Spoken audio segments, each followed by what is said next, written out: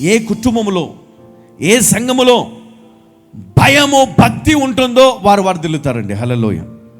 మీరు జీవితంలో ఇంకా మార్పు రావాలి, ఇంకా దేవునికి దగ్గర కావాలి, ఇంకా దేవునిలో బలపడాలి, ఇంకా ప్రార్థనలో బలపడాలి. సమయము పోనివ్వక దేవుని నిమిత్తము దానిని సద్వినియోగపరచుకోవాలి. దేవుని కోసం ఆశ ఉండాల. ఆశ గల ప్రాణాన్ని దేవుడు తృప్తిపరుస్తాడు. దేవుని సన్మానించడం, దేవుని సేవించడం ఇది ఏదో ఒక అలవాటుగా కాకుండా నీ జీవితంలో అదొక బాధ్యతగా నీకు ఉండాలి. ఉద్యోగం కోసం నీ జీవిత కాలం అంతా కూడా చదువుకుంటావు, ఉద్యోగం కోసం నీ జీవితాన్ని సమర్పించుకుంటావు, సంపాదించడం కోసం, కుటుంబం కోసం. దేవుని కోసం నీ జీవితాన్ని మంచిగా మార్గంలోనికి నడిపించుకో. నువ్వు మంచి జీవితం జీవించాలంటే జీవించగలుగుతావు. అది దేవుని కోసం మానే, దేవుని కోసం జీవించు. దేవుని కోసం నువ్వు ఏ త్యాగము చేసినా దేవుని కోసం, ఏ పని చేసినా దేవుని కోసం. ఎవరన్నా వచ్చి నేను దేవుని కోసం ఇది చేస్తా అంటే నాకు చాలా సంతోషం వేస్తుంది. నేను దేవుని కోసం చేస్తా, వీళ్ళ కోసం కాదు. దేవుని కోసం నిలబడతా, దేవుని కోసం నేను పని చేస్తా. దేవుడు ఘనపరచబడాలన్నా అంతే కదా. దేవుడు ఘనపరచబడాలి, దేవుడు మహిమపరచబడాలా. నిన్ను బట్టి, నీకు ఇచ్చిన తలాంతును బట్టి దేవుని కోసం పరిగెత్తాలమ్మా, దేవుని కోసం నిలబడాలా, దేవుడిని పక్షమున నిలబడాలా. అయ్యో సేవకుడు శ్రమ పడుతూ ఉన్నాడు, బాధపడుతూ ఉన్నాడు, ప్రయాసపడుతూ ఉన్నాడు, నేను కూడా వెళ్ళాలా, నేను కూడా ఉండాలి, నేను కూడా చెయ్యాలా, వాళ్ళ కోసం నేను రాని, వీళ్ళ కోసం నేను రాని. అసలు చెప్పాలంటే జ్ఞానము లేని మనుషులు.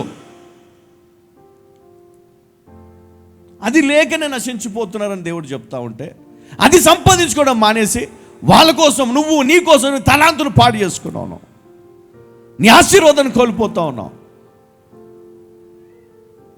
దేవుని ఎట్లా సేవిస్తావు, ఎప్పుడు సేవిస్తావు, ఎలా సేవిస్తావు? దేవుని సేవిస్తే దేవుడు నీ అన్నపానములను ఆశీర్వదిస్తాను, నీ తరతరములను దీవిస్తాను దేవుడు చెప్తున్నాడు. దీన్ని పాటించగలిగితే అమ్మ మీరు ఆశీర్వదించబడతారు, నేను కాదు.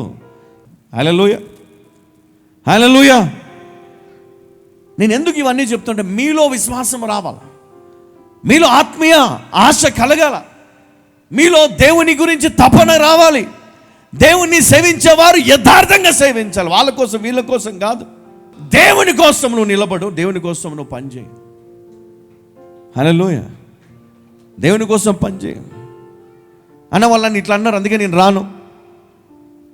రాకపోతే ఎవరికి నష్టం అమ్మ? ఎగ్జామ్ రాయకపోతే ఎవరికి నష్టం? 10th క్లాస్ పరీక్ష రాస్తున్నారు మా వాళ్ళు, అన్నయ్యో పలాని సార్ నన్ను ఇట్లా తిట్టండి, నేను ఎగ్జామ్ రాయను. ఎవరికి నష్టం చెప్పాలి? ఎవరికి నష్టం? ఫెయిల్ అయితే ఎవరికి నష్టం? ఆయనకి ఏం కాదు, ఆయన జీతం తీసుకొని వెళ్ళిపోతాడు. ఈ స్కూల్ కాకపోతే ఇంకో స్కూల్ కదా, ఇక్కడికి వచ్చే వాళ్ళు కూడా అంతే. ఈ చర్చ్ కాకపోతే ఇంకో చర్చ్ కదా, ఈ ప్లేస్ కాకపోతే ఇంకో ప్లేస్. కానీ నీకు ప్లేస్ మట్టుకు దేవుడు ఇక్కడే పెట్టాడు. హల్లెలూయా, హల్లెలూయా. ఎంతమంది దేవుణ్ణి సేవిస్తారు? ఎలా సేవించాలో తెలుసా? కొన్ని విషయాలు మీకు చెప్తాను. సామెతల గ్రంథం 10వ అధ్యాయం 20 నుండి కొన్ని వచనాలు మనం చూసుకొని. నీతిమంతుని నాలుక ప్రశస్తమైన వెండి వంటిది. నీతిమంతుని నాలుక ప్రశస్తమైన వెండి వంటిది. భక్తిహీనుల ఆలోచన పనికి మాలినది.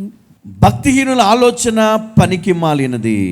ఇక్కడ నాలుక అండర్లైన్ చేసుకోండి, కింద పనికి మాలినది అని పెట్టండి, అండర్లైన్ చేసుకో. ఎంతమందికి నాలుక ఉందమ్మా ఇక్కడ?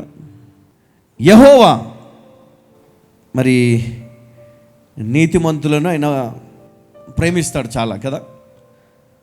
నీతిమంతుని నాలుక ఏమై ఉన్నదమ్మా? ప్రశస్తమైనది, ప్రశస్తమైన వెండి వంటిది.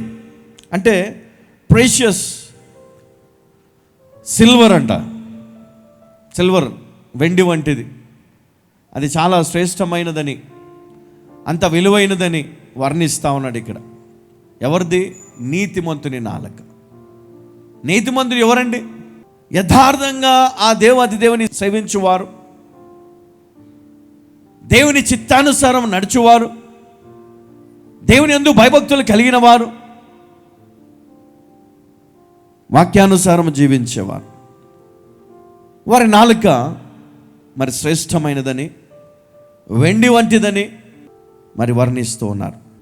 భక్తిహీనుల ఆలోచన పలికి మానినది. మీ ఇంట్లో ఇక్కడ ఉన్న మీ అందరి ఇంట్లో పనికి మాలిన ఏమన్నాడు ఇక్కడ? భక్తిహీనుల ఆలోచన పనికి మాలినది. మీ ఇంట్లో కొంతమంది ఉంటారు, వాళ్ళు ఏది మాట్లాడినా పట్టించుకోరు, వేస్ట్. కొంతమంది తిడుతూ ఉంటారు భర్తల్ని, పనికి మాలినోడు. కొంతమంది తండ్రులు కుమారుని తిడతారు, వేస్ట్. మీకు పిల్లల్ని ఎప్పుడైనా తిట్టారా బ్రదర్? ఇప్పుడు తిట్టర్లే, ఇప్పుడు ప్రేమ బాగుంటుంది, చిన్నపిల్లలు కదా. పెద్దగా అయినాక వాని వేషాలు చూసి, ప్రవర్తన చూసి అప్పుడు మనం మాట్లాడతాం, వీడు పనికి మాలినోడు వీడు. ఎందుకు? వాని నోరు చెప్తుందంట. వాని భక్తిహీనత వల్ల చెడిపోయి, చెడు స్నేహము, చెడు ప్రవర్తన. తాగకపోతే మంచోడు, తాగుతేనేమో పనికి మాలినోడు. భక్తిహీనులు అంట వాళ్ళు. దేవుని భయం ఉంటే మానేస్తారు. వినే జ్ఞానము నీకుంటే, వినే విధేయత నీకుంటే నీ జీవితం మారుతుంది. హల్లెలూయా, నీ జీవితం మారుతుంది. ఎందుకు? దైవజనుడు చెడిపోమని చెప్తాడా? దైవజనుడు పనికి మాలిన పనులు చేయమని చెప్తాడా? లేదు. దేవుని మాటలు చెప్తాడు. దేవుని ఎలా సేవించాలో నేర్పిస్తాడు. దేవుని కోసం ఎలా బ్రతకాలో నేర్పిస్తాడు. కుటుంబం ఎలా వర్ధిల్లుతుందో నేర్పిస్తాడు. కాబట్టి దైవజనుని మాట విన్న వారు నిజంగా చెప్తున్న కుటుంబాలు కట్టబడతాయి. ఎందుకంటే దైవజనుడు సొంత మాటలు చెప్పాడు కదా, దేవుని మాటలే బోధిస్తాడు. కాబట్టి ఆ మాట విన్న ప్రతి ఒక్కరు కూడా వర్ధిల్లుతారని నేను మీకు జ్ఞాపకం చేస్తా ఉన్నాను. హల్లెలూయా.